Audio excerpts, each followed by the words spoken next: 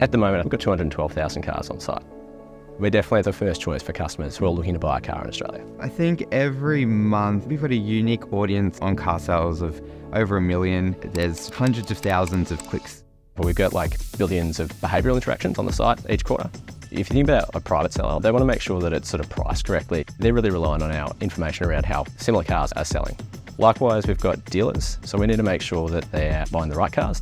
And then we've got car manufacturers. They're making product decisions for what cars they're going to release in Australia, as well as tracking their marketing efforts. We can pull that through live boards and we take that information to go, great, over the last 6 months, the most looked at car was a Toyota Land Cruiser.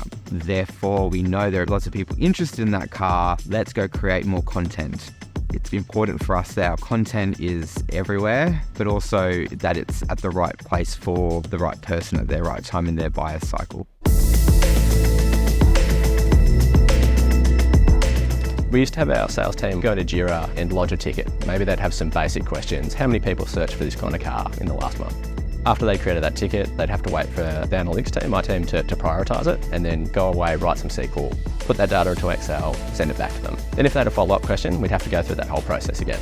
Could be anything up to a week, whereas now we're talking about sort of minutes. It's just crazy how much time we wasted before and how much time it saves now to create even more engaging content for our customers. We could never be sure what was breaking, what was up to date, whether anything needed to be fixed or changed. We pretty quickly came to the understanding that we needed something else to manage this. Thoughtspot's been great in that we've been able to provide them access to this data directly, so they can very easily ask those questions themselves and then do that follow-up as it's needed. I would definitely say our stakeholders had a low level of trust in the data that was in the previous reporting tool, but I think Thoughtspot's brought us a long way forward. Working in content, we have 2 data points that we pulled from. The first one is Google Analytics, so knowing what people are doing on our pages, where they've come from and where they're going.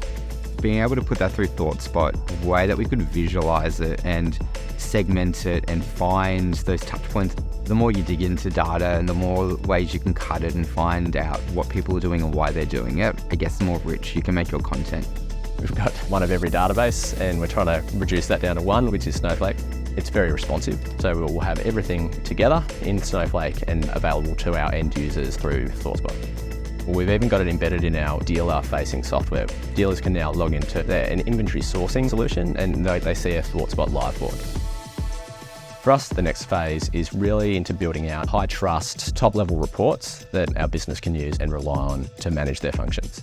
We've got heaps of plans to keep on building out that functionality for Thoughtspot across the business, and we're looking forward to doing it.